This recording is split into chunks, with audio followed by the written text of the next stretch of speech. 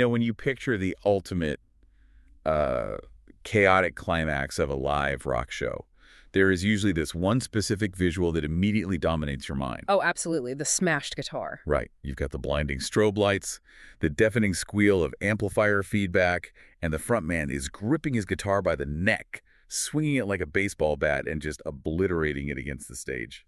It's the ultimate visual shorthand for punk rock rebellion. I mean, it's a completely unadulterated display of anarchy. Yeah, you see the shattered wood, cymbals crashing to the floor, the sheer violence of it all. And for millions of people, that specific image of destruction is just permanently synonymous with Nirvana. Totally. And on the surface, it looks like this profound, highly intentional rejection of the establishment, right? Like they were physically smashing the corporate music machine to splinters. Exactly.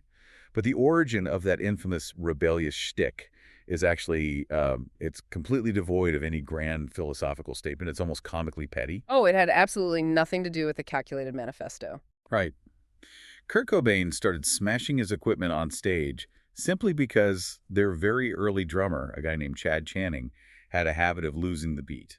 He'd mess up fills or just completely drop out of the songs live. Yeah, and Cobain would get so immensely frustrated by these mistakes that he used destroying his own guitar as a practical excuse to just force the song to a screeching halt. Which is hilarious. It was just the quickest way to end the show so he could get off the stage. Right, he wasn't making a statement to the world. He was essentially just executing a highly destructive version of saying, I'm taking my ball and going home. Which honestly serves as a remarkably perfect lens through which to view the entire history of this band. How so? Well, what the general public and the media projected onto Nirvana as this profound, world-changing philosophy was very often born out of intense, practical frustration or, deep-seated internal conflict. Or simply a desperate desire to just be left alone. And that contradiction is exactly what we are exploring today in this deep dive.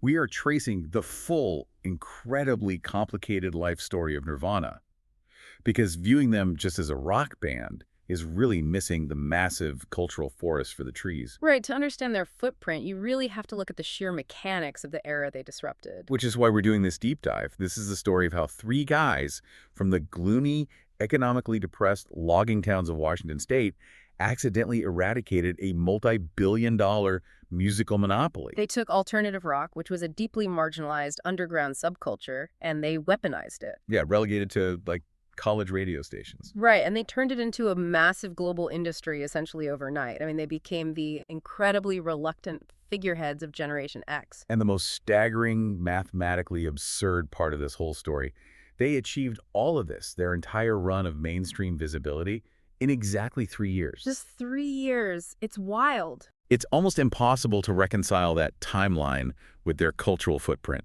I mean, whether you were a teenager who physically wore out the tape on a cassette copy of Nevermind, or you were born decades later and you just recognize that dead-eyed yellow smiley face logo on a mall t-shirt, you know them. Oh, everyone knows them. Understanding their journey is crucial to understanding a seismic shift in modern pop culture. Music, fashion, youthful rebellion, it was simply never the same after them. It was a definitive dividing line in cultural history, but to genuinely comprehend how they tore the establishment down, we have to examine exactly how they were built. Right. And that takes us straight to Aberdeen, Washington in the mid to late 1980s. Aberdeen High School. Yeah. If you look at the sheer alchemy of what Kurt Cobain and Chris Novoselic achieved, the natural assumption is that the moment they met, it was like a beam of light hit them. Like they instantly recognized each other as destined musical soulmates. Exactly. But the reality of their meeting was painfully slow and awkward, wasn't it? Oh, the slow burn of their early relationship is fascinating. It defies all the standard rock mythology. I mean, Aberdeen was a tough place. Very tough. A dying timber town. Right. Constantly battered by rain, severe economic depression.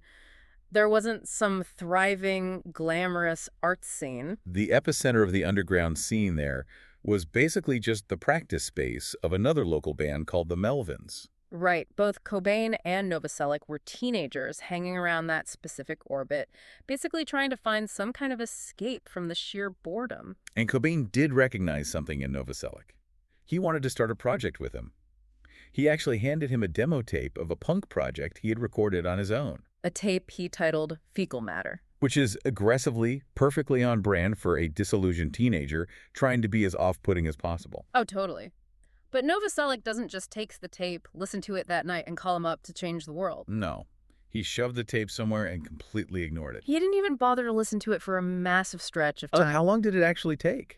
It took 3 full years. 3 years? Yeah, 3 years from the time they initially met for Novoselic to finally pop that muddy, low-fidelity cassette into a deck, listen, and realize, oh, there's serious talent here. 3 years of just circling each other in this tiny, rainy town before he finally says, hey, we should form a group.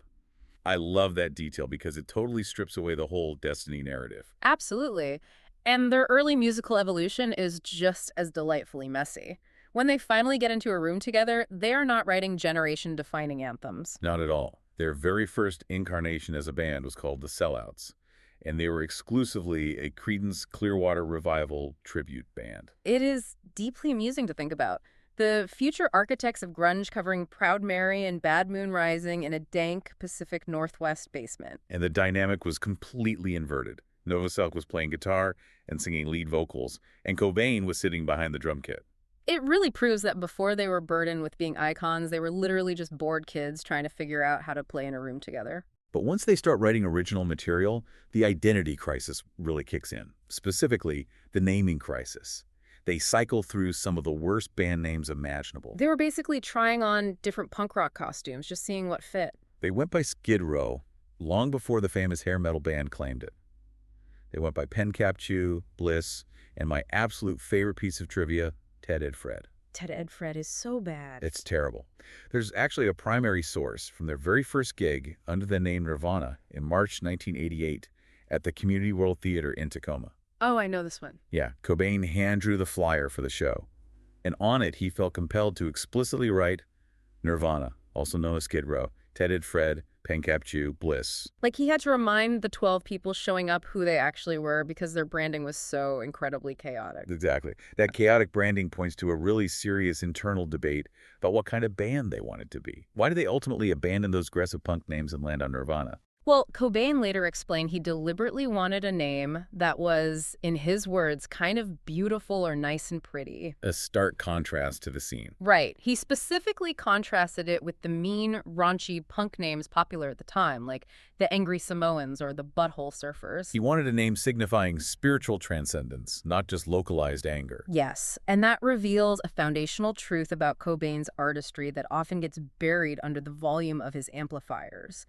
Beneath the distortion and punk posturing, he had a deeply ingrained appreciation for classic pop music. For pristine melody and acoustic beauty. Exactly. He wanted the band's identity to reflect that inherent contradiction, the beautiful intertwined directly with the ugly. Which is the exact blueprint for everything they would eventually record. Yeah. But you can't execute a rock blueprint without a drummer. And looking at their early years, the revolving door of drummers is exhausting. They were cycling through guys constantly. Aaron Burkhardt, Dave Foster, Dale Crover from the Melvins would occasionally fill in. What was the core issue? Why couldn't they lock down a rhythm section? It basically came down to a clash of mechanics and commitment. Some guys didn't have the technical timing for Cobain's chord changes. Others lacked the physical power to match the volume Novoselic was pushing through his bass rig. And some just didn't take it seriously enough for Cobain. Right. They eventually brought in Chad Channing, the guy whose mistakes inspired the guitar smashing. But hilariously, they never explicitly told Channing he was officially in the band. Wait, really? Yeah, he just kept showing up to practice and they kept letting him play. So they have the beautiful name, the creative vision, but they're limping along looking for a rhythmic anchor. Even so, they know they need to get their sound onto tape. And that pulls them into Seattle's independent music scene. Which at the time was entirely dominated by one label, Sub Pop. The Sub Pop era is crucial. It's where their raw noise is first forced through a commercial filter. They released their first single in November 1988, which wasn't even an original song. Right. It was a cover of Love Buzz by a Dutch psychedelic rock band from the 60s called Shocking Blue. After that, they booked time with a legendary local producer, Jack Endino, to record their debut album, Bleach.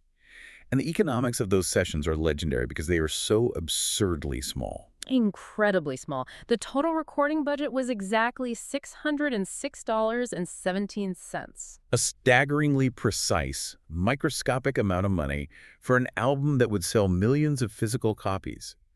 How is it physically possible to record an album for $600 even in 1988? It comes down to Jack Endino's highly utilitarian studio techniques at reciprocal recording.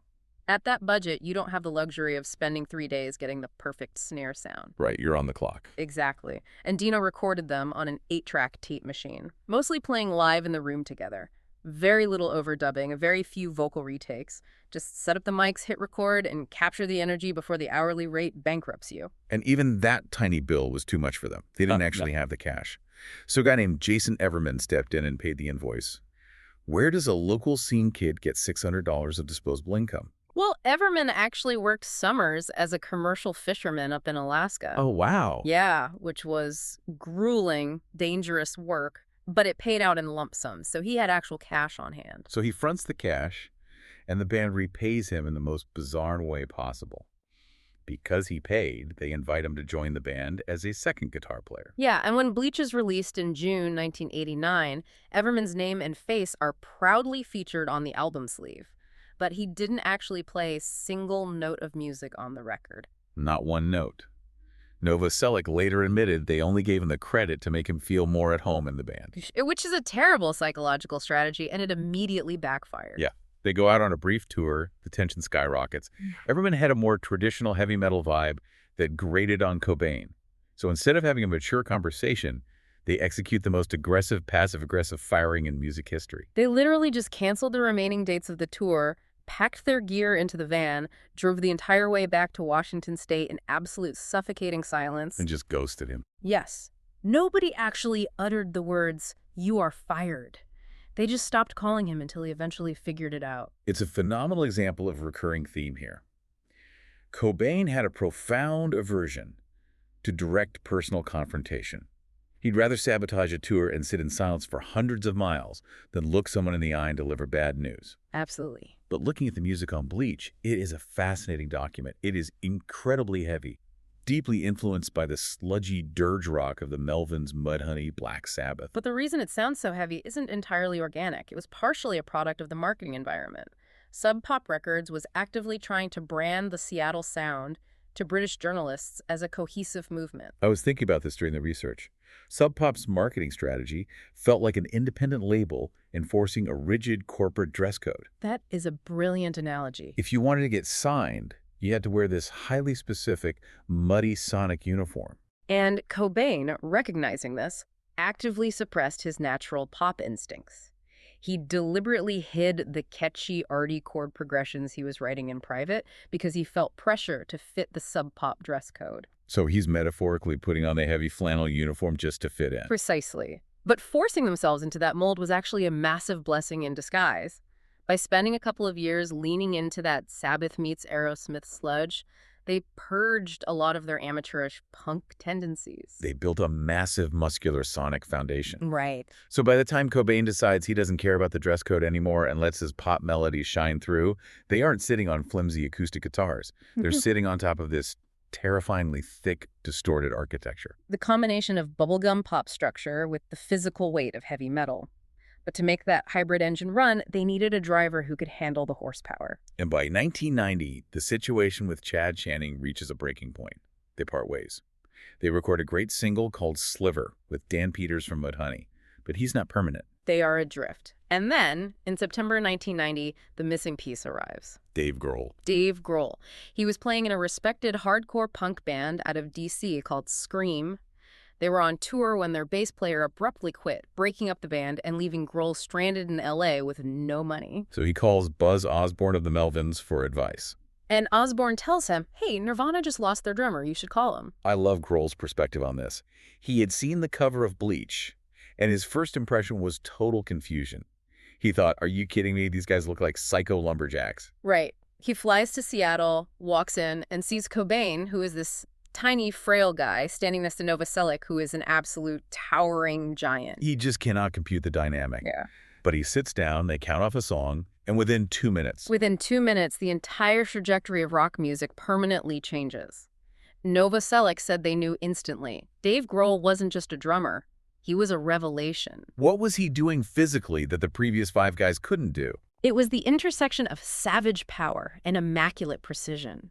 Coming from the DC hardcore scene, he learned to play at frantic tempos, but he hit the center of the drum skins with terrifying force. Like playing the kick drum almost like a primary bass instrument? Exactly. He locked in perfectly with Novoselic's bass lines. He had this natural, swinging, internal metronome. He drove the song forward with an intensity that elevated them to stadium-level power. So the chemistry is locked. Brilliant songwriting, massive low-end distortion, and a world-class engine room. They record some demos with producer Butch Vig, and the industry starts buzzing. And they are entirely disenchanted with Sub Pop at this point. They feel the label doesn't have the resources to promote them properly. So they seek major label money to buy their freedom. Susan Silver, who managed Soundgarden, helps them. But crucially, they had an advocate on the inside. Kim Gordon of Sonic Youth. A band Cobain absolutely worshipped. Right. She aggressively pressured DGC Records to sign Nirvana, and DGC pulls the trigger. In the spring of 1991, they pack their gear, leave the rain, and drive down to Los Angeles. To Sound City Studios, reuniting with Butch Vig. This is the official birth of Nevermind. The recording process offers such a brilliant window into Cobain's psychological approach. Musically, they were incredibly rehearsed. Grohl and Novoselic laid down the rhythm tracks with intense precision. But Cobain's approach to his vocals and lyrics was wildly chaotic. Songs like On a Plane literally did not have finished lyrics until they were halfway through the recording process.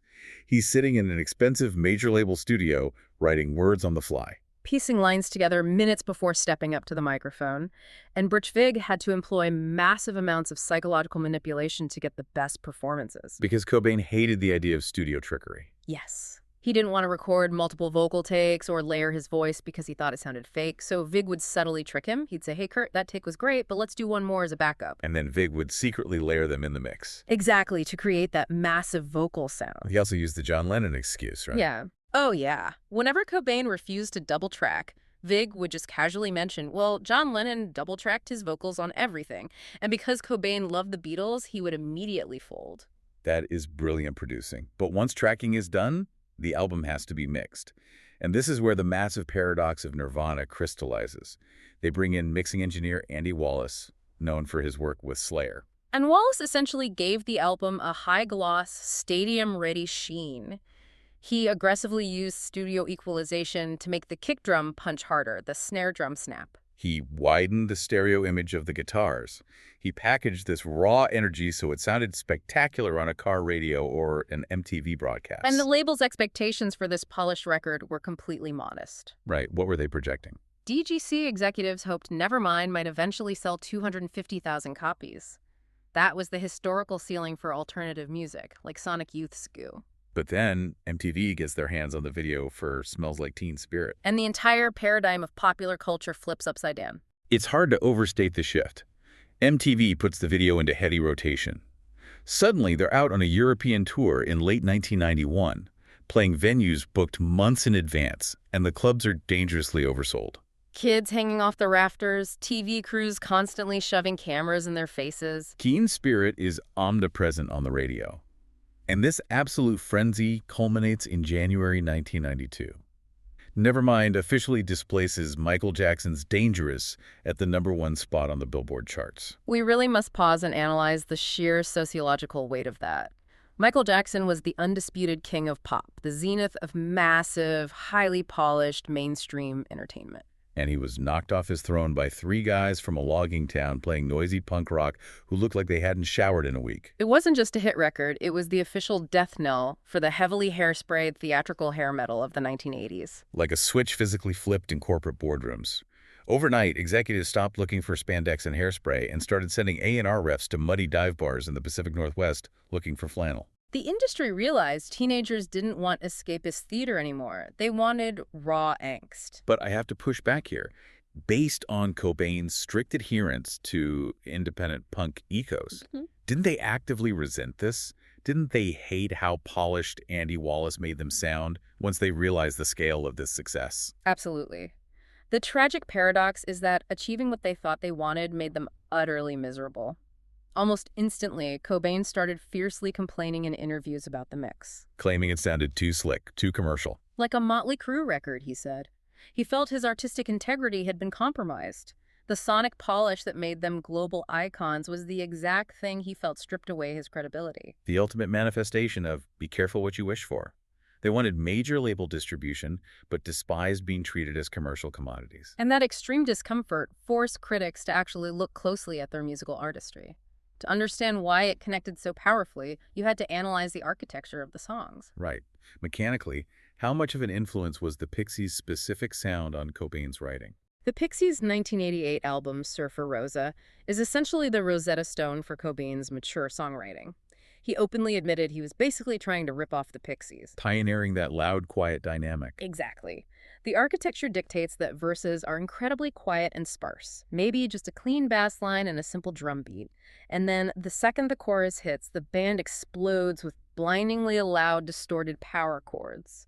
Teen Spirit is the textbook execution of that. Yeah. You've got that creepy echoing guitar line in the verse where he's just mumbling, and then bam, he steps on the distortion pedal and the sonic world caves in. It perfectly mimics the emotional volatility of a teenager. Apathetic 1 second, screaming in absolute rage the next. But what's equally crucial is the physical mechanics of how he played guitar. He had zero formal training. He joked he wouldn't pass Guitar 101. Which is obvious when you listen to his solos. Most rock solos before 1991 were virtuosic technical displays. Cobain's solos were deliberate, hostile anti-solos. Iconoclastic parodies of traditional instrumental breaks.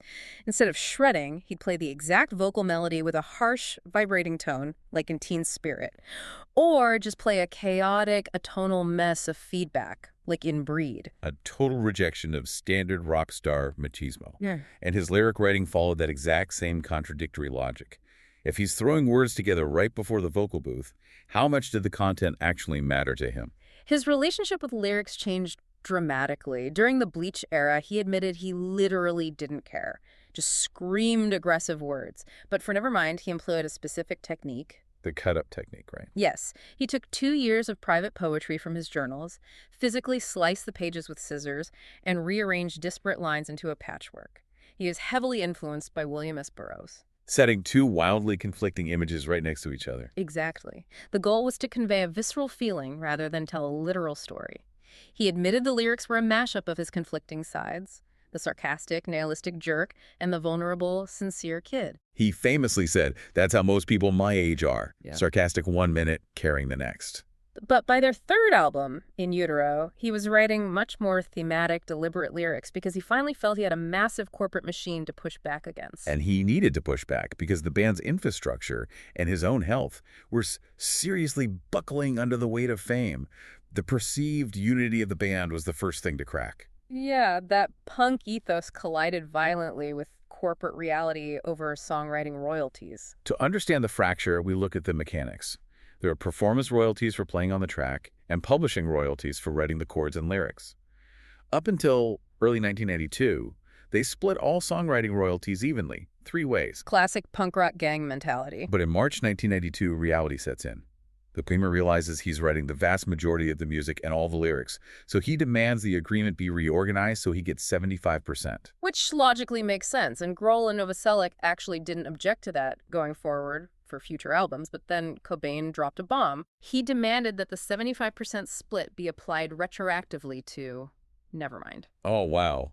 Reaching back into their pockets for money from the biggest album in the world, which had already sold millions. Exactly. And that retroactive demand nearly shattered the band permanently. After a week of intense tension, Cobain got his way.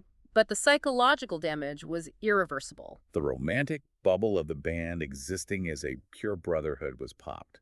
Deep resentment was seeded. And you pair that with their collective hatred of their polished mainstream image. The direct result of all that anger is In Utero, released in September 1993. Their deeply reactionary record, everything about it was designed to alienate the casual fans who only like the catchy chorus of Teen Spirit. They explicitly sought out recording engineer Steve Albini. Albini was a legend in the underground scene, highly principled, aggressively opinionated, and a master at capturing a raw, unpolished live sound. He refused to call himself a producer, insisting he was strictly an engineer. How did he capture that rawness? What was he doing differently than Butch Vig? Albini relied heavily on ambient room miking.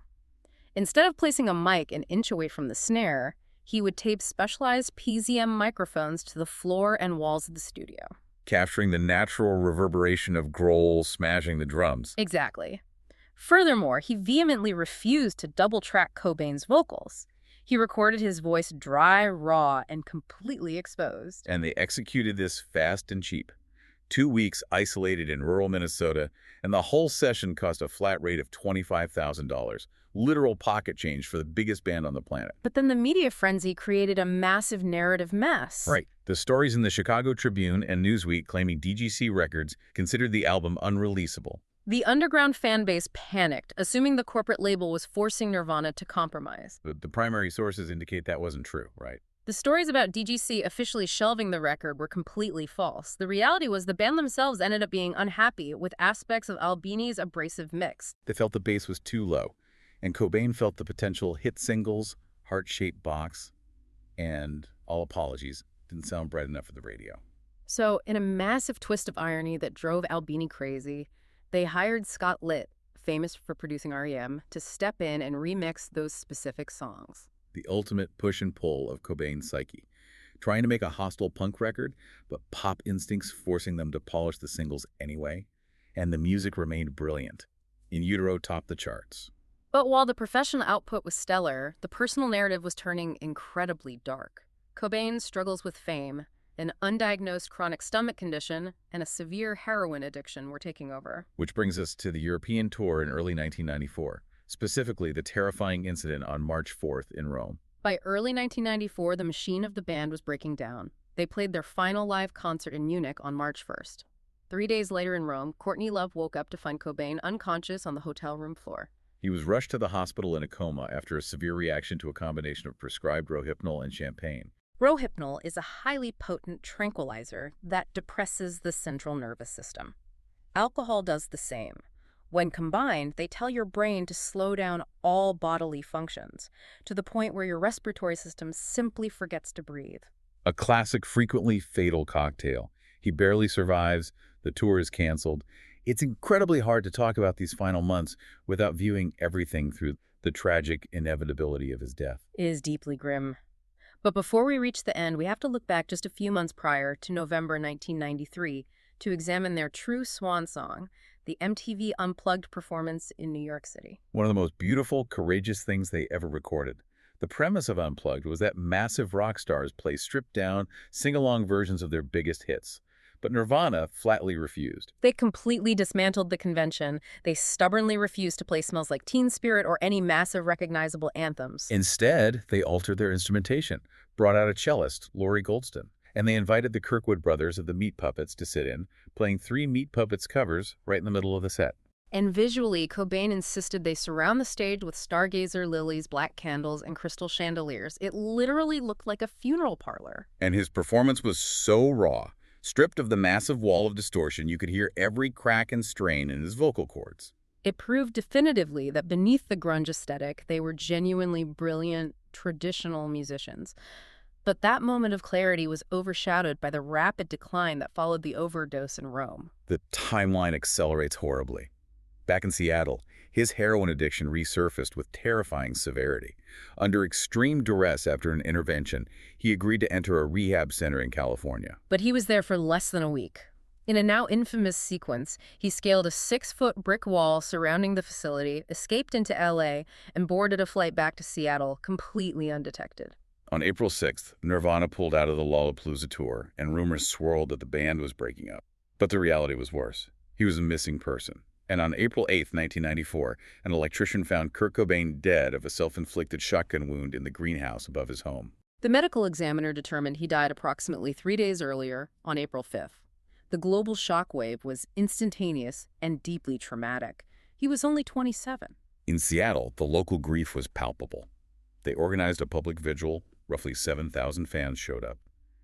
But amid that genuine public grief, there's this incredibly grim anecdote in the sources. About the Brixton Academy. Yes, the exact cynical music industry machinery Cobain struggled against. The manager of the Brixton Academy venue went on BBC Radio and blatantly lied, claiming fans were purposely keeping their concert tickets as a piece of history. But the mechanics were purely financial. He propagated that romantic narrative to discourage people from legally asking for refunds, simply so the venue could keep the cash from the sold-out shows. A devastatingly cynical footnote. Even in the face of death, the corporate machine kept churning. But what's inspiring is how Grohl and Novoselic handled the immediate aftermath. Grohl could have easily brought Novoselic into his next project. Right, it would have been a guaranteed PR slam dunk. But they specifically chose not to do that. The immediate aftermath was emotional paralysis. They tried to assemble a live compilation, verse-chorus verse, but abandoned it because listening to Cobain's isolated vocals was too overwhelming. Instead, the unplugged performance is released that November, debuts at #1, wins a Grammy. And creatively, they established incredibly healthy boundaries. Grohl retreated to a studio, recorded an album playing every instrument himself, and founded the Foo Fighters. Crucially, he and Novoselic mutually decided Novoselic should not join. It would have felt natural musically, but the media scrutiny of being the two surviving guys from Nirvana would have been suffocating. Centered around a box set of unreleased material for the 10th anniversary of Nevermind. Courtney Love filed a lawsuit to dissolve the LLC, arguing that Kurt Cobain was Nirvana and the others were merely replaceable sidemen. I literally cannot imagine how deeply insulting that must have felt, especially considering how Grohl's drumming changed their trajectory, and Novoselic had been there since the Creedence covers in a basement. They countersued to have her removed. This tied up the release of, the final studio song the band recorded together. Thankfully, literally the day before it went to trial in October 2002, they reached a settlement. The song was released, hit the top of the charts, and Love eventually sold a 25% stake to Primary Wave, stabilizing the estate. It was an ugly battle, but in recent years, the enduring legacy of Nirvana has been celebrated with genuine communal joy. They've been meticulously careful about how they play this music again. Like the 2014 Rock and Roll Hall of Fame induction, Grohl, Novoselic, and Pat Smear played, but instead of hiring a male grunge singer, they brought in an incredible lineup of female artists. Joan Jett, Kim Gordon, St. Vincent, and Lorde.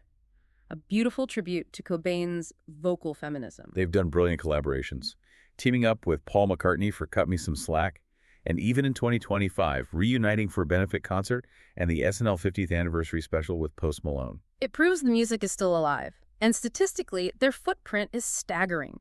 Over 75 million records sold globally. Nevermind alone sold over 30 million. Teen Spirit is diamond certified. But their true cultural legacy is ending an entire dominant era of musical artifice. They proved raw, emotionally jagged music could connect on a global scale. Which brings us to the end of our deep dive. In just 3 years of mainstream visibility, Nirvana dragged alternative music out of the underground and forcibly placed it at the center of global culture. But if we connect all this history back to their underlying thesis, it leaves us with a truly profound philosophical contradiction. Right. And here is the final thought I want to leave you with, to mull over when you're driving to work. Nirvana's entire foundational identity was built on aggressively rejecting the mainstream. They despised corporate rock and desperately wanted to remain outsiders. Yet, by being so brutally authentic in that exact rejection, they became the biggest band in the world. They became the ultimate pillar of the very mainstream establishment they despised. So the lingering question is, does true, authentic rebellion always, eventually, become the new establishment? Or did the spectacular rise of Nirvana accidentally prove that the masses aren't actually brainwashed by corporate marketing, that they are simply starved for total, agonizingly real honesty? It's like smashing your guitar on stage just to stop a bad show so you can go home, only to look up and realize the entire world is cheering for the wreckage.